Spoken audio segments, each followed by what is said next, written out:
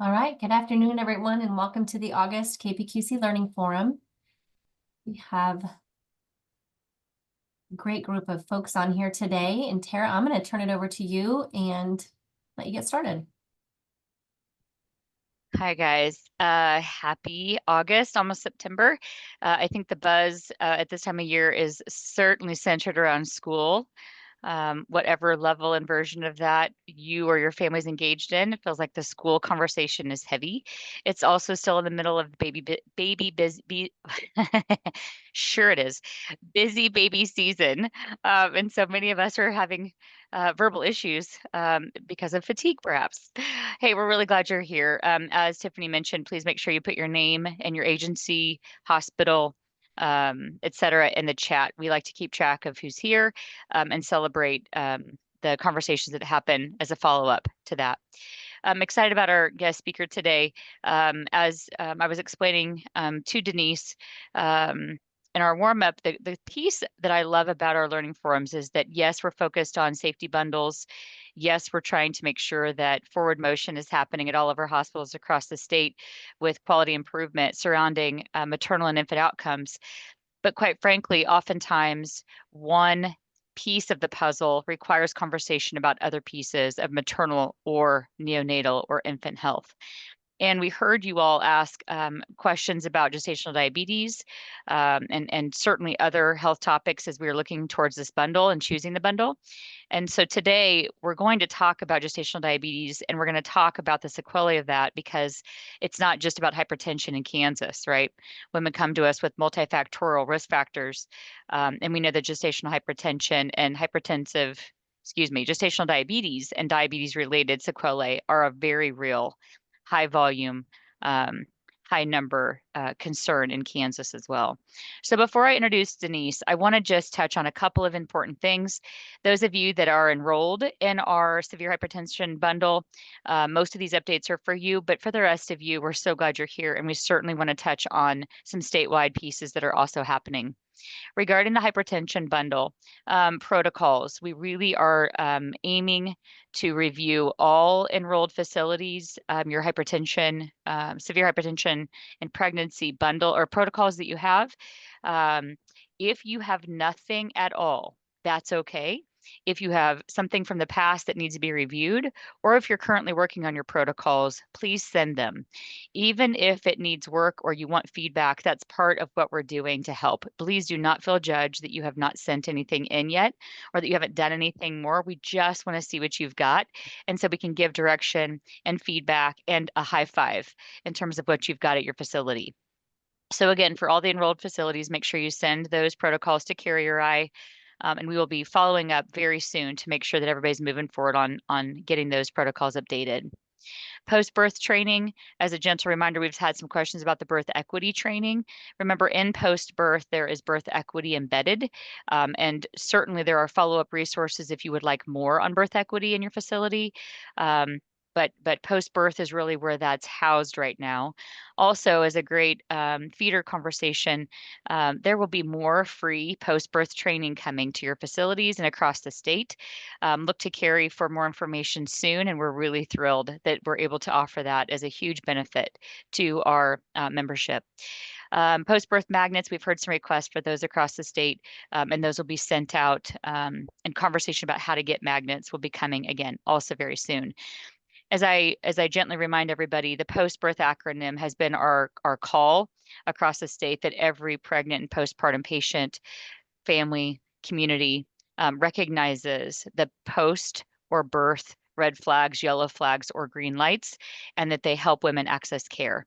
We have found that that is the number one QI improvement, that the education is coming, and then the sequelae of how that patient is treated quickly and up to the standard of care is really what all of our safety bundles are based around. So post-birth, more of it coming soon. And then I have a quick note here of an update from Michelle on data. We're going to pause that for a little bit. Michelle has reached out to all of you who she needs data from, and we're having individual meetings with many of the hospitals, which is working great. So we will follow up on an individual basis for that. Tiffany, next slide.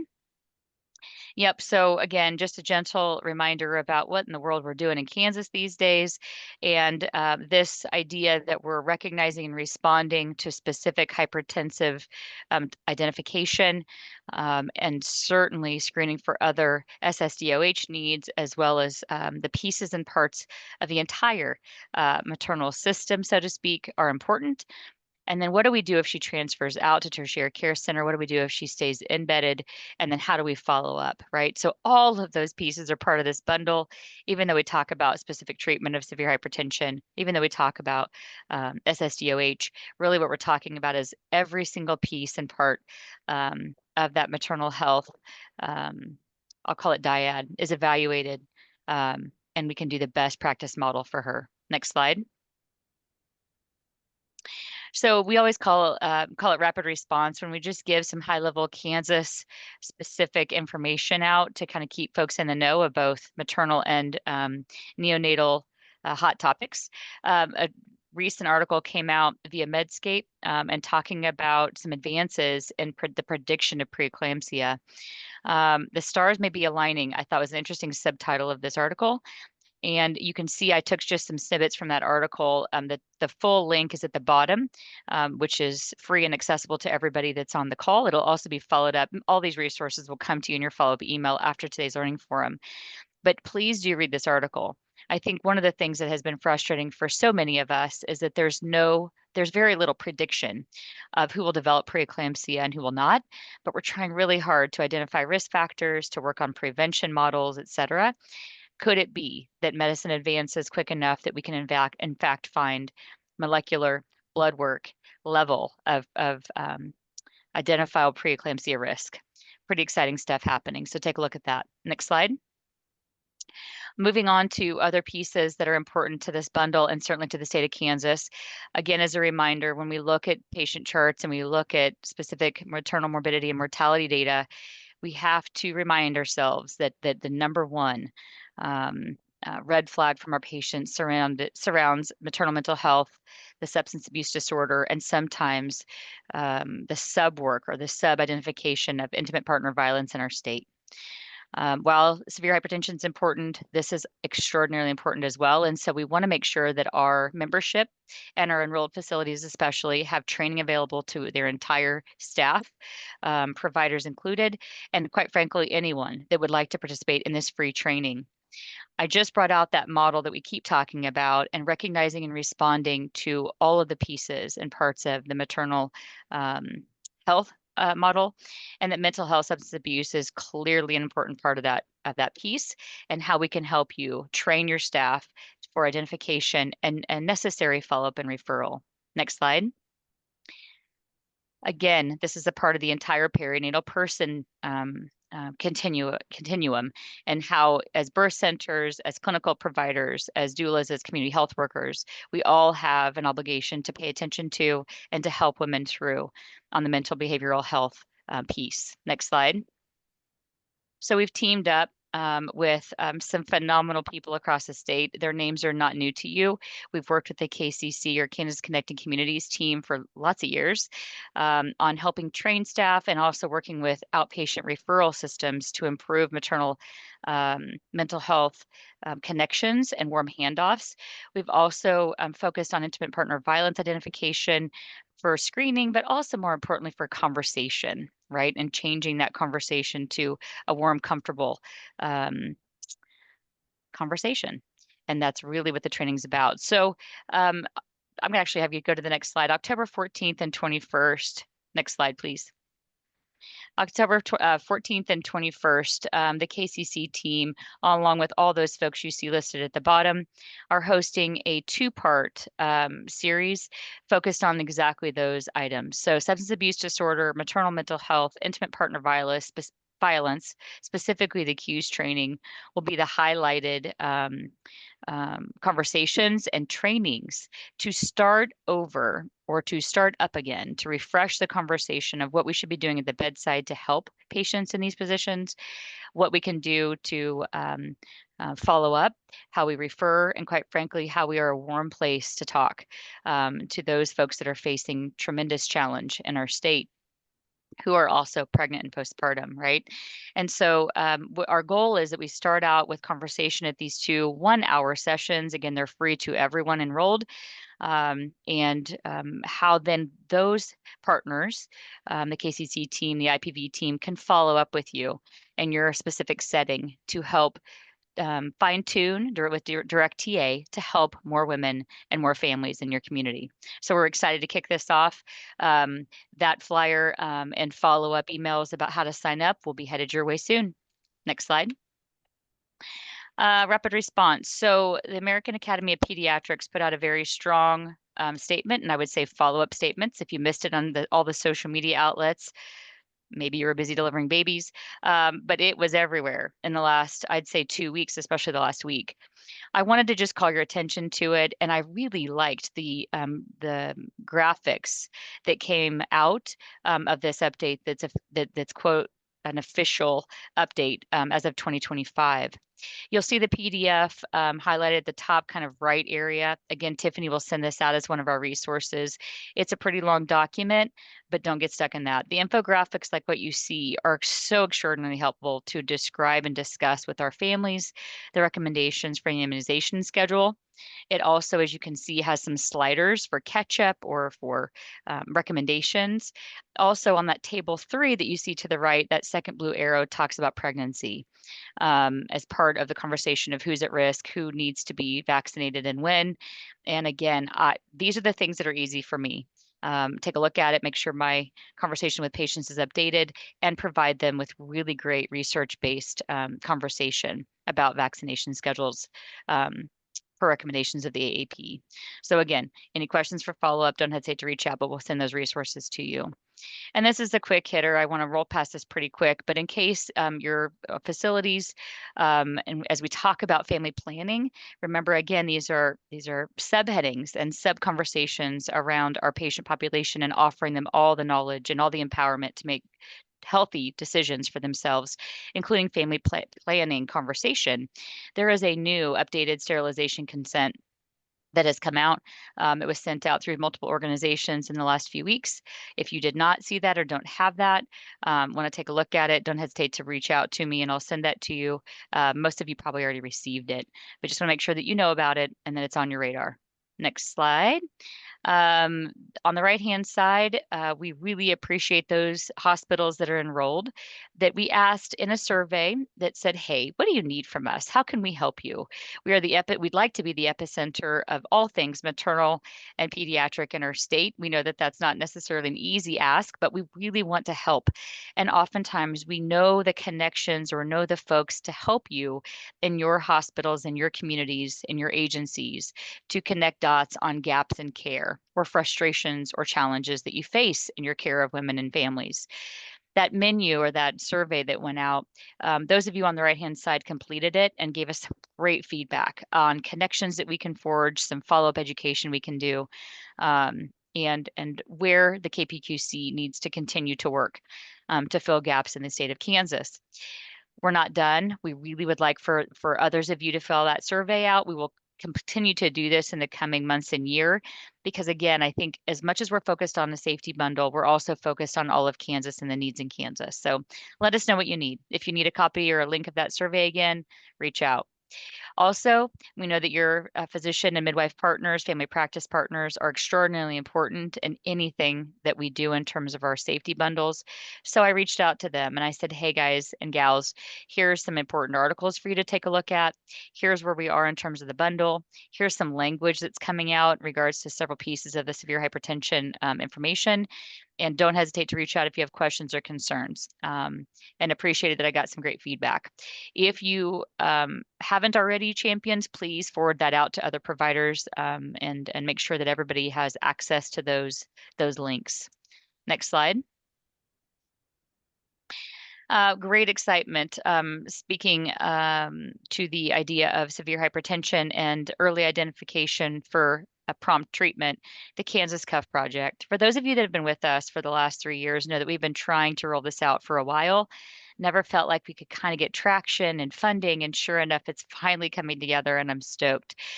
We are, and as a collective, there's lots of folks involved on the outpatient and inpatient setting to get this Kansas Cuff Project finally launched. Our goal is threefold. I'm not going to read those to you because there will be follow-up emails and specific conversation amongst our enrolled sites, but identifying at home abnormal blood pressures, seeking prompt treatment so that we on the inpatient side can, again, initiate prompt treatment and follow up per protocol is the goal here.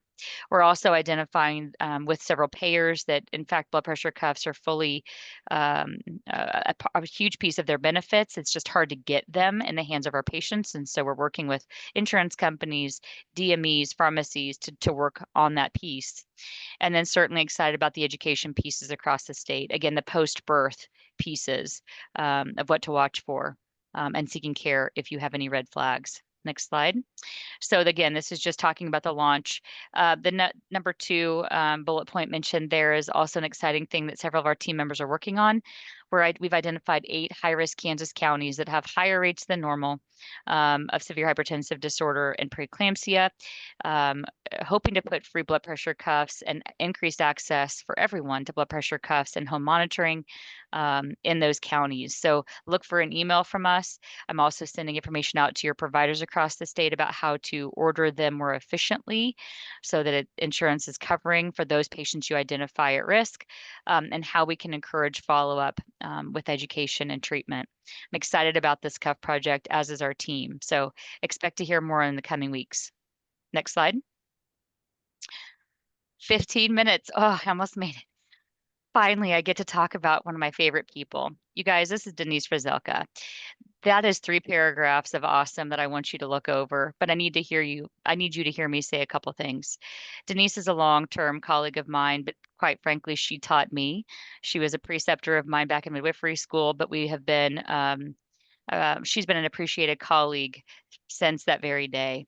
And what impresses me about Denise is not only that phenomenal history that you see there and her diverse work ethic, but also the fact that she's constantly learning, constantly researching, and yet at the bedside day and night for her patients.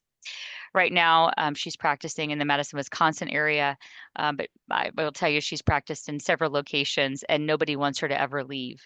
She's also a part of a strategic planning outreach group called Grow Midwives that really helps to identify and strategize for improving access, both to midwifery, but also to just maternal health across the country.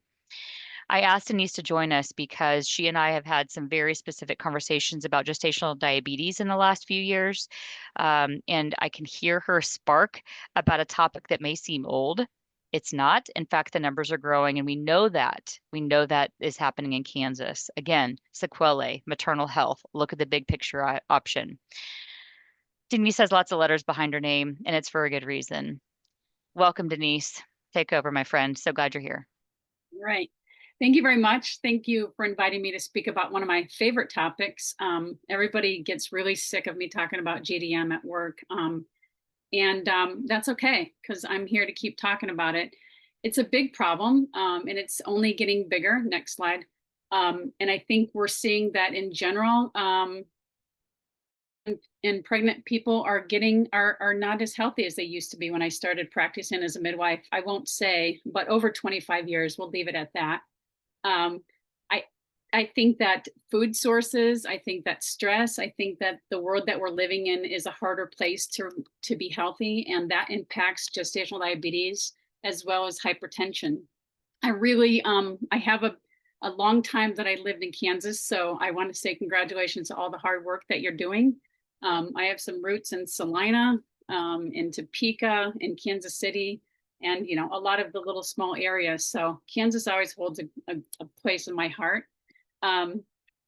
But I think this topic really does expand across the whole entire world. So it's my job to help eradicate it. One of my main focuses that I really believe is important is prevention of diabetes. And the lens through which I hope to help work on that is really beginning by focusing in the area that I work the most, which is identifying gestational diabetes and beginning counseling in pregnancy that helps people to learn how to identify biofeedback about their own bodies, about what they eat, about how they exercise, how they combine food in order to prevent diabetes later in life. So next slide.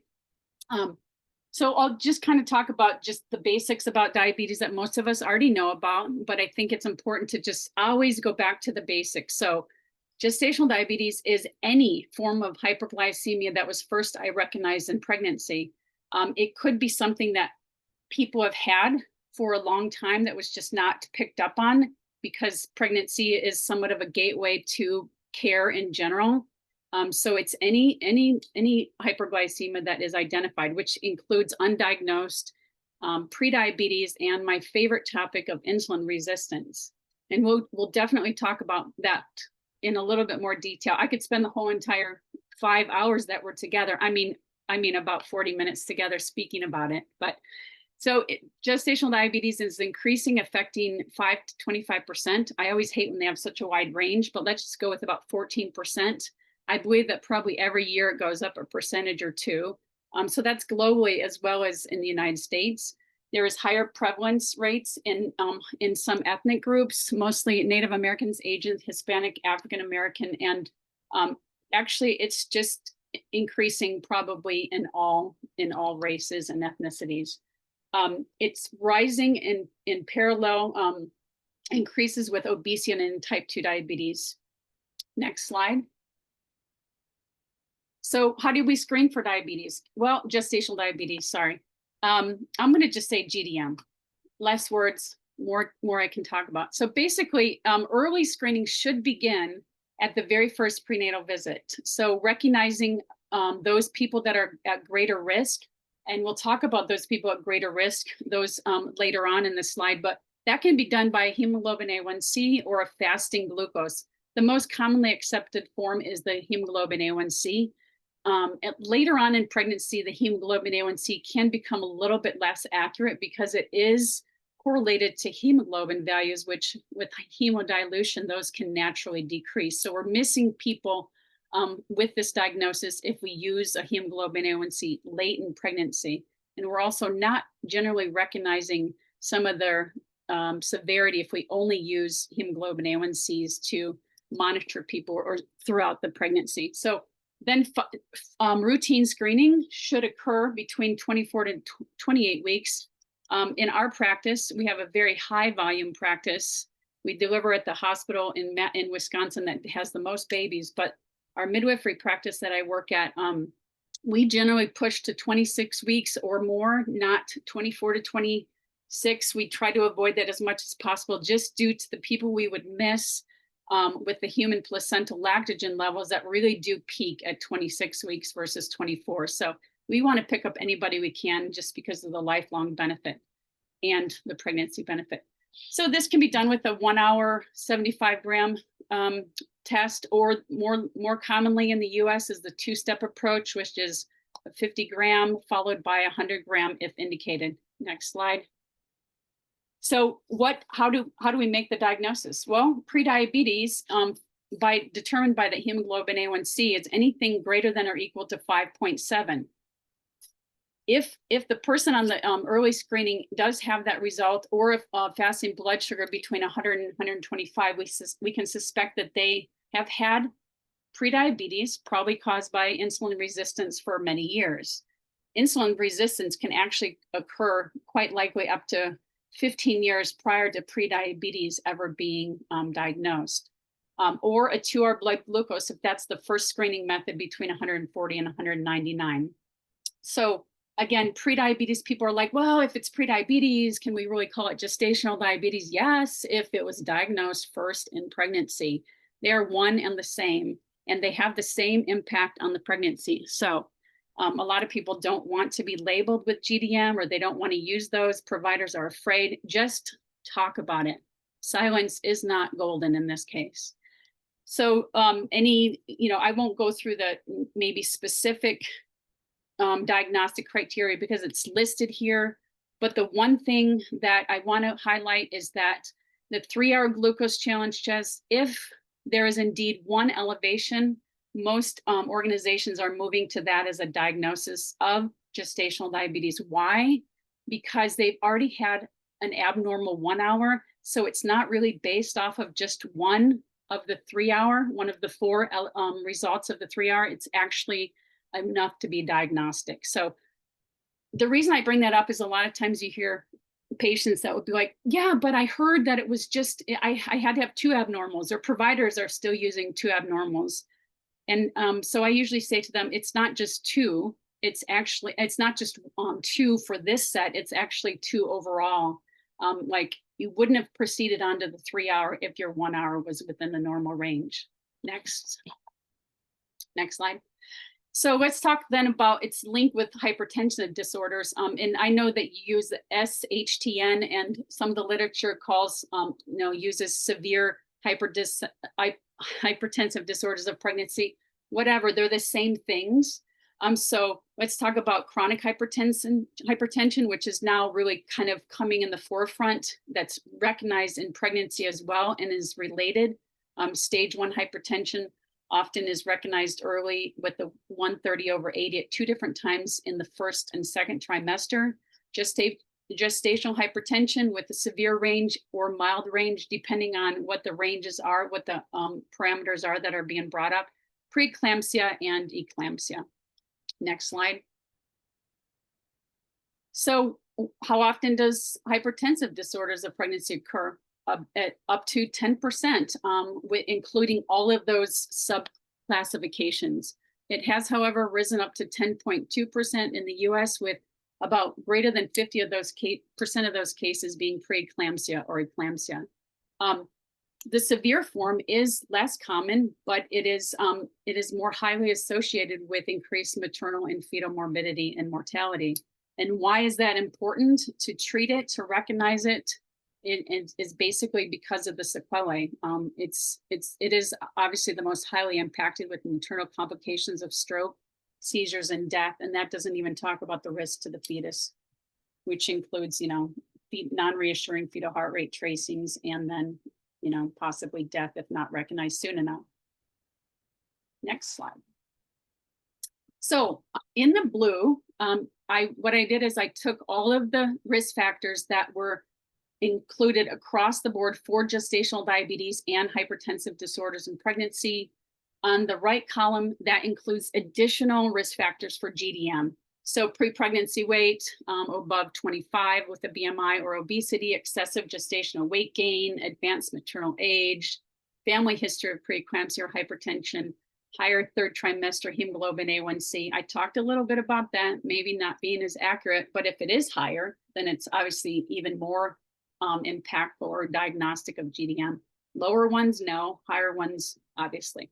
Elevated blood pressures at the time that GDM is screened for, even with one instance of stage 1 hypertension, a prior history of insulin resistance or glucose intolerance, including in that is prediabetes, pre-existing hypertension, and macrosomia.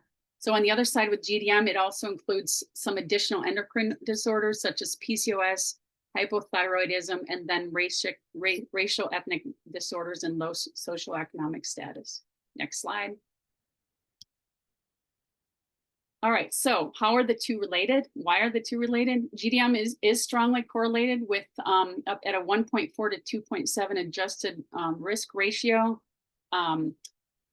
Even developing incidental hypertension postpartum, accounting for stress or other confounders, is related. So GDM is not only in the pregnancy, but also hypertension postpartum.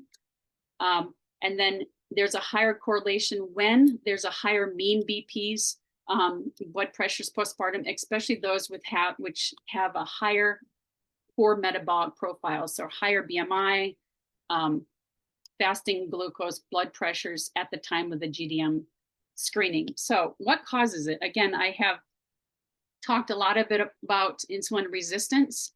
So I think it's important now to kind of just talk about it. There are pathophysiological mechanisms which are related to both GDM and hypertension. Those are insulin resistance, inflammation, and some angiogenetic imbalances that contribute to that. So insulin resistance is the predominant driver and the pathophysiological mechanism of GDM.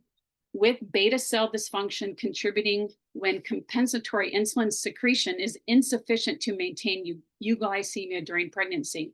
So in pregnancy, you can see a somewhat normal glucose stability until the progression in the pregnancy gets in the second and third trimester, which is affected by the placental hormones. I mentioned the human placental lactogen, but there's also progesterone, estrogen, cortisol, and then some inflammatory mediators, which, normally when it's working correctly ensures adequate glucose supply to the fetus, and then allows for really good circulation to the placenta. When women in most women, the pancreatic beta cells compensate in pregnancy for the increasing insulin secretion. GDM develops when this mechanism is no longer adequate and resulting in the maternal hyperglycemia. Obesity and excessive weight gain further exacerbate that insulin resistance through mechanisms such as, circulating free fatty acids, hyperleptinemia, chronic inflammation, all of those things that impair the insulin signaling at the level of the receptors. So all of this, I won't bore you with all the pathophysiology, which is actually pretty amazing, but the degree of insulin resistance versus the beta cell dysfunction predominates. It really is affected a lot by the pre-pregnancy BMI. So the women with higher BMI have insulin resistance as the most etiologic factor, while leaner women, it's the beta cell dysfunction. There's ways to test for insulin resistance. We can't talk about that today because that is, incredibly complicated. But next slide. So what are the risks of GDM? Spontaneous abortion, fetal anomalies, preeclampsia, fetal demise, macrosomia, neonatal hypoglycemia, hyperbilirubinemia, respiratory distress syndrome. And then what people really don't talk about a lot, but I think should be included in counseling is the risk not only in the uterus, but the risk of obesity, hypertension, type 2 diabetes, and cardiovascular metabolic disorders in the fetuses that were exposed to GDM in pregnancy. So I always kind of include that in my education, and I'll talk a little bit more as we go through. Next slide. What about risk of hypertensive disorder of pregnancy? Just look at the long list. I know that you all have been talking about the hypertensive disorder, so I won't go through those in great detail. They will be there, but a lot of problems, a lot of organ dysfunction, a lot of injuries for the mom and the baby. Next slide. So what do we do to treat hypertensive disorders? It's not really the intention to talk about, but what's important to talk about is that if you don't treat the hypertension, obviously there's all those risk factors that can come. And when you see somebody with hypertension, you should always suspect that maybe they do have some other metabolic disorder, the gestational diabetes. So the two really do walk hand in hand, even if one isn't really diagnosed at that point, lifelong for those two disorders, they're really just best friends, unfortunately. They don't have a good influence on each other, but the peer pressure is pretty thick. So just basically, the goal is to really maintain a threshold of less than 140/90. As soon as that level is reached, antihypertensive should begun both in the antepartum and then obviously interpartum treatment, maybe potentially adding magnesium sulfate depending on how severe the hypertension is. Next slide.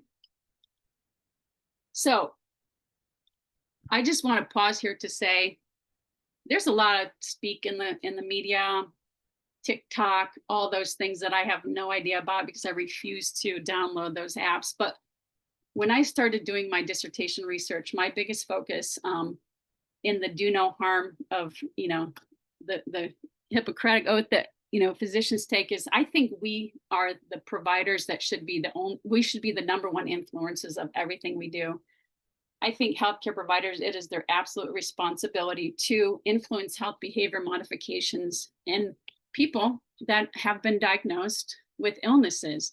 If we don't do our job, we're not, why are we doing what we do is I guess what I'm saying. So In order to optimize fetal and maternal outcomes in pregnancy and awareness, we need to prevent hypertension and diabetes later on in life by vigilant monitoring and early intervention, and by understand the patient's journey from diagnosis to counseling regarding health behavior modification and lifelong engagement. Next slide. So what do we see when we have a patient who is diagnosed with gestational diabetes? There's quite a myriad of responses. Some of them are kind of shocked. I'm not fat. I don't have it in my family. I eat really well. I don't think I have this. So there's this, this thought that these tests are wrong. So they have some shock, fear, denial, and anger. I always talk to them when I talk to them about their diagnosis that, it's actually a good thing. They look at me like I have I don't know, something's wrong with me. Well, that's aside from the point, but I say to them, I'm like, this is absolutely the greatest gift that you could be told right now in your pregnancy, because not only will you be able to impact you could do your own work to help, prevent any bad sequelae. Nobody else can do it for you. So you don't have to count on other people. All you have to do is count on yourself to kind of learn and make some behavior changes that will impact both you and your baby for the rest of your life.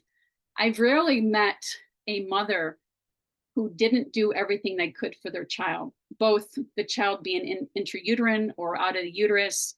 And so it really is not only a great time for them to make an impact on themselves, but also their pregnancy. And as I mentioned earlier, help to reverse some of the bad outcomes for their child for the rest of their lives. So some of the things that I really think are important is always when you're talking about the diagnosis, this is the first time to make the greatest impact, to be the biggest influencer.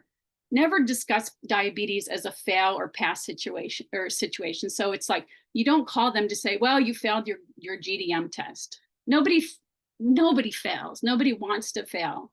And you also don't write that they passed it, because that means that they could have failed. It really is just that your blood glucose results are either normal range or not normal range. And I think that really impacts the psyche of people if you introduce it in such a fashion.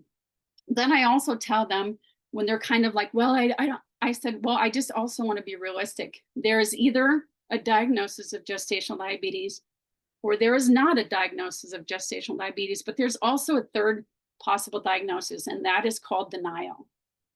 And even though I don't think there's an ICD-10 code, it's probably one of the greatest barriers for you to make some changes for your health. So I just put it out there when I talk to them. I'm like, I know we want to resort to the denial diagnosis because we don't want to have to do the hard work to make the changes, but it's going to actually work to your disadvantage in so many ways.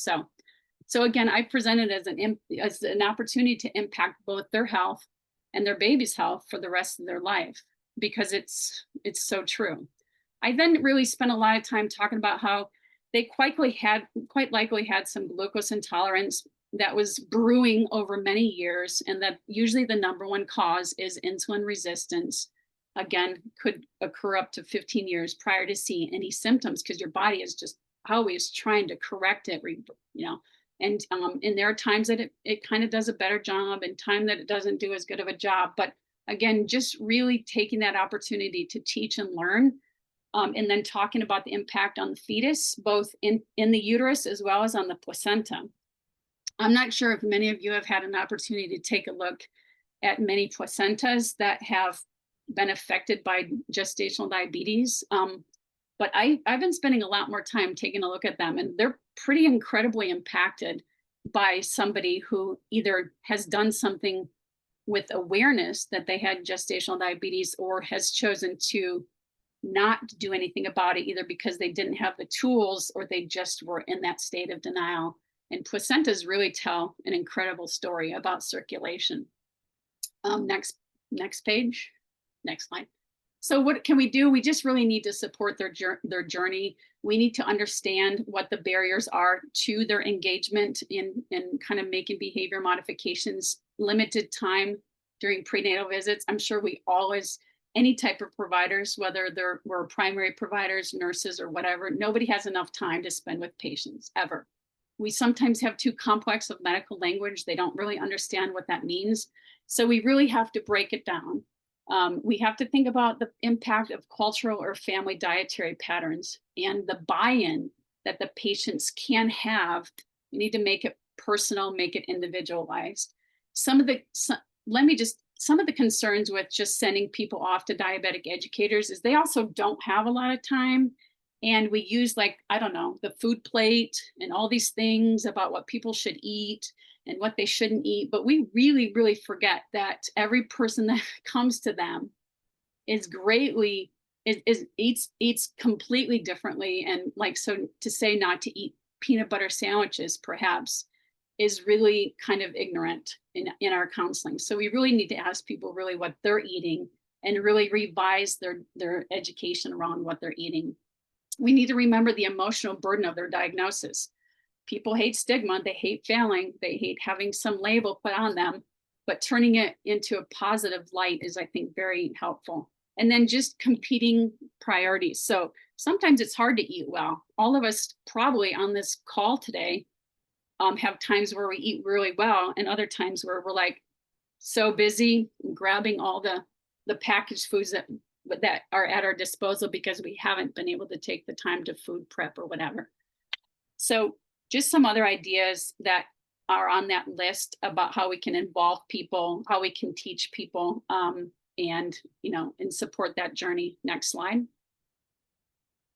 And then I just broke it down to the things that we can help them as providers just in these 4 categories. So the way they're eating, I don't really call it a diet. I just say it's just a way of eating, because diet always kind of denotes obesity, being fat or whatever. And I think it's a very negative way to approach it. So way of eating is just, I'm just changing the way that I eat.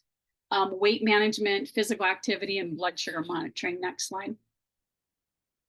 So I have been called a little bit of a, let's see, I've been told that I challenge groupthink proudly. I just won an award recently, and that was what they said, that I challenge groupthink. Absolutely. I'm sick of everybody thinking about the things all the same, because this problem is not getting better. And so I think I've been spending a lot of time researching kind of the nutritional components around gestational diabetes. I recently had a niece that was diagnosed with gestational diabetes, and I said, listen, we can go through what people are going to tell you, or we can go through what I tell you. I said, you can do what you want, because at the end of the day, I don't live with you and I'm not going to check up on you, but I can tell you some things that I've learned along the way that might be what you are going to learn from a diabetic educator, or it might be something that's a little bit more strict. And I said, so do whatever you want with it. It's just, as I've been working with people for a long time, and this involves like some psychology of how people deal with numbers. So one thing, first and foremost, I'll just jump to the carbohydrates.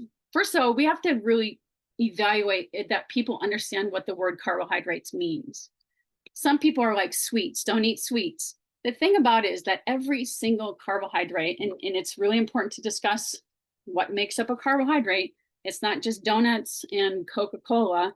It really is rice. Oh, but rice is so good.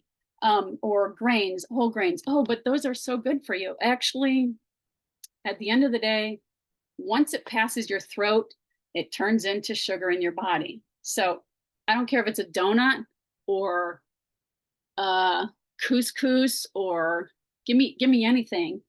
If it's a carbohydrate, it will turn into sugar in your body. So then there's the next concept of, oh, you need to have 175 or 170 or 180 milligrams. Well, sure. I mean, you can have some, and maybe you, okay, so this is the reality. Nobody ever eats the serving size that comes with the number of carbohydrates that are assigned to that serving size. By default, if you tell somebody you should only have 175, that serving size is really going to be 3 serving sizes. So they're not really counting carbohydrates correctly. And the more you restrict somebody, the more they're going to just justify getting a little bit more of something. So while they're thinking, they're like, oh, I'm just going to have a half a cookie. Nobody has a half a cookie. It becomes 3/4 of a cookie. It becomes a whole cookie. I mean, that's just like telling somebody who suffers from alcohol addiction, I'm just going to have like one drink. You can't like really go to this theory of just limiting. So the idea that I really present to people is you really don't need any carbohydrates, because you're going to accidentally get carbohydrates from the good foods that we do encourage you to eat, and you're going to get enough of them for it to be not, for it to be enough and not problematic. So what are you trying to avoid with not getting enough carbohydrates? You're really trying to avoid a pretty serious thing called ketoacidosis. But it's okay to have this thing called ketones. The two have two different names for a reason. And one is a pathological, dangerous acidotic state. It's really hard to get to. But it's okay to have some ketones. And that's a system where your body begins to burn fat for energy instead of a continuous high supply of carbohydrates. So I won't speak too much of that, but I just think we need to be careful about pushing carbohydrates when people have a pathological metabolic disorder that involves too many carbohydrates, not knowing what to do with them. The other thing that's really important is really stressing protein in a diet. So protein is extremely important. It's necessary for the fetal development. It's necessary for maternal muscular development. And it's essentially one of the most important components of pregnancy. A few other things I'll kind of just mention, because we don't have a lot of time, is that fat is essential. It's not a goal where protein is a goal, but fat is important really for correct hormonal function, not a ton, but just enough. And then a lot of people would benefit greatly from, in this could be another lecture on its own, but vitamin D, K2, and magnesium glycinate, as well as some electrolytes, are really important. Sodium is not the evil. Sodium is actually very essential for intracellular and extracellular movement, is including glucose and insulin in and out of cells. It actually is sugar that's the problem and the culprit for both high blood pressure and diabetes. The other things we kind of emphasize are adequate hydration and physical activity. Next slide. And some of this stuff will be a bit repeated on other slides, so we can move through those. Blood sugar monitoring. It's really important to be aware of the monitoring 4 times a day. So fasting blood sugar tells you what happened overnight. There's a lot of liver activity during the night when we're sleeping, as far as, causing a release of glucagon to be used for energy later. So some of the things that impact that is how close to bedtime you're eating and what you're eating. Some of the things I definitely recommend are stop eating big meals with carbohydrates at least 4 hours before you go to bed, to avoid a lot of dumping of glucagon, which then can impact your fasting blood sugars in the morning. What would be a good option, because don't say what you can't do without giving a solution, is to eat like a high protein snap before you go to bed if you're hungry. Again, in the morning, the other thing that you can do is always break your fast, regardless of what time you're eating, because of glucose resistance being higher in the morning. Always break it with as much of a pure protein option as possible. So, eggs are a good option for that if people do like those, nuts, those kind of things. On here, I've just kind of listed what are the parameters that you're looking for the glycemic targets. So you can take a look at those. And then while we talk mostly about A2, A1 GDM, we do have to kind of recognize that regardless of how much efforts some people make, some of them might not be enough to prevent needing some insulin or metformin. Insulin is probably the most preferred agent because it's safer and it's more efficient. Some people do not like needles, so sometimes metformin, but not glyburide anymore, are recommended to help them on their journey to having a stable blood sugar. And then more and more increasing efforts are made or are being able to be funded to use continuous glucose monitors, which is a pretty fantastic way to get a lot of biofeedback information. And it helps, it's really a very good motivator for people. Thank you. All right, so the thing that nobody else talks about as well is that sleep deprivation is incredibly impactful on stabilizing your blood sugars. So let's say you have the case where patients are doing blood sugar monitoring and they've been normal for 3-4 weeks, and they're asking for permission to stop testing their blood sugars. First of all, I don't like the word permission, but I would say I would not endorse stopping to check their blood sugars, because the more pregnant they become, the more they risk having sleep deprivation and more stressors. So if they are in a situation where they have a stable blood sugar for a while, maybe they can pause it for a week. But so one of the protocols that has been kind of emerging as a good solution is to at least do the 4 times a day of screening at 32, 34, 36, and 38 weeks of gestation if they've been doing a good job stabilizing their blood sugar. And this is an A1 GDMs, so stabilizing them with diet and exercise. Next.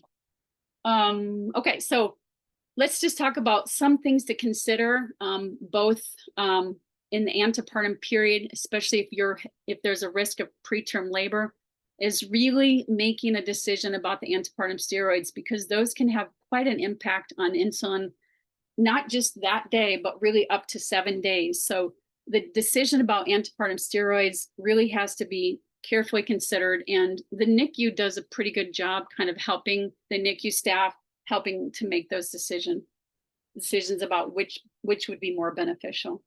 The goals of intrapartum management is really to remember that labor and birth is a huge metabolic work. So it's important to maintain that blood sugar during the whole entire work of labor.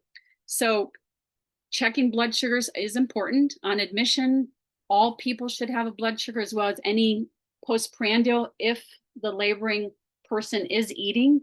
So about every 1 to 2 hours in labor, a little bit more frequently if people are on insulin, and a little less frequently regardless of whether they're eating or not, with a range of less than 110 or a range of 110 to 120.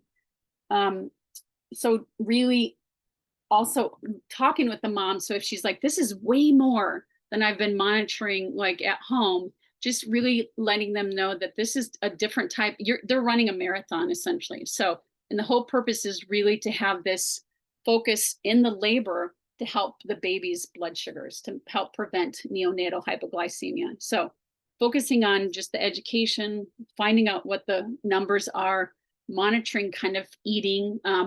I do generally recommend a focus on a carb restriction in labor, really focusing on protein, because protein is so essential, more essential than anything for the muscle activity, and the uterus is the biggest muscle working at that time.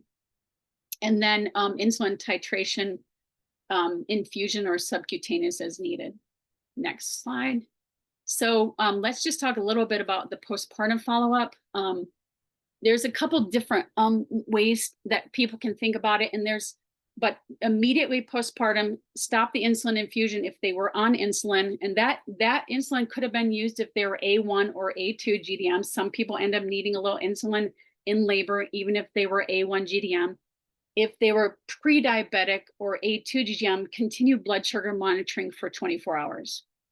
The benefits of breastfeeding, obviously, a stable blood sugar really will impact the onset of breastfeeding, and breastfeeding will obviously help to stabilize the baby's blood sugars.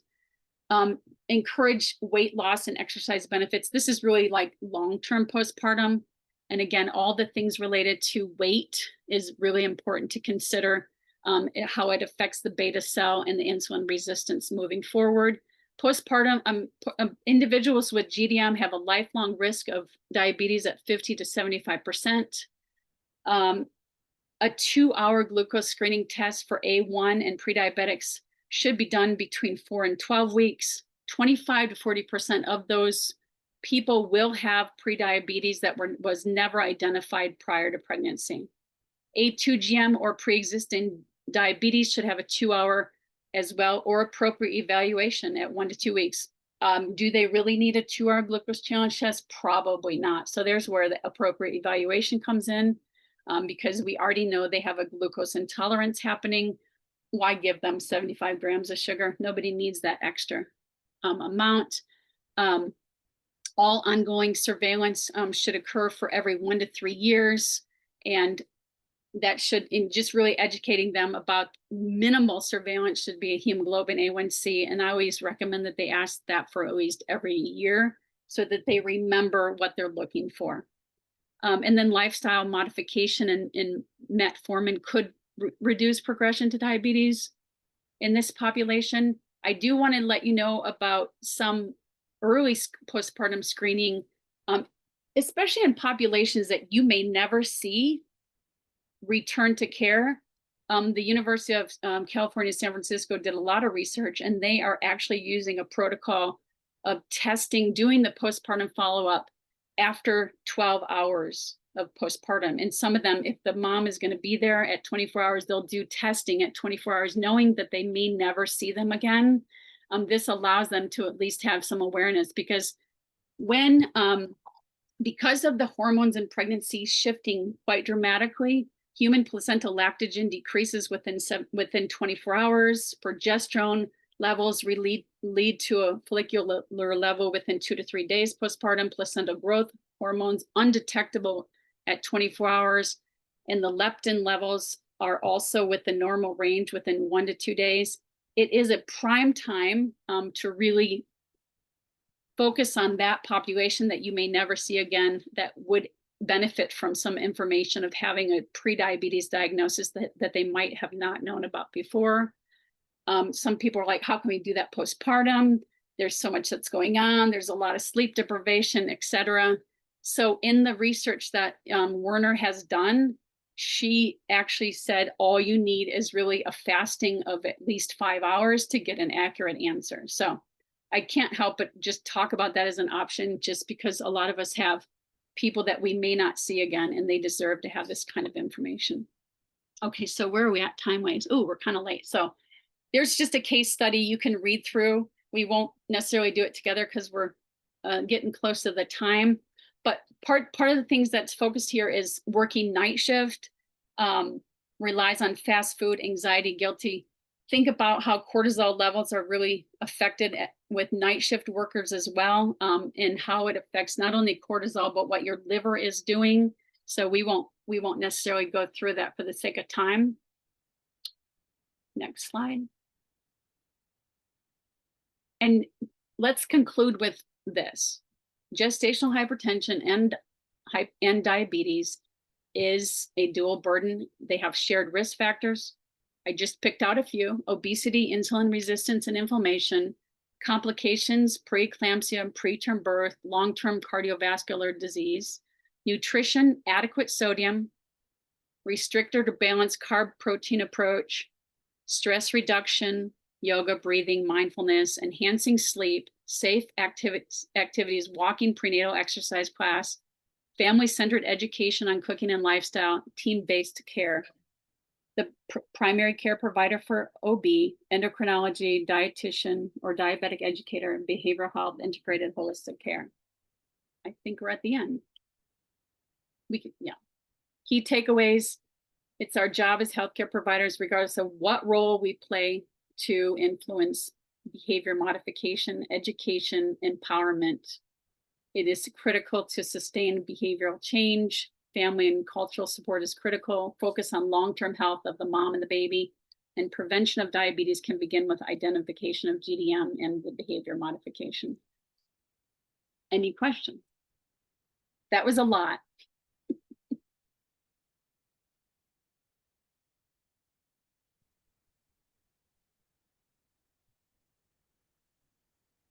Hey, Denise, are you comfortable if folks have questions to reach out to you? If we They include sure your can. They professional sure can. email? Okay. Yeah, that's fine.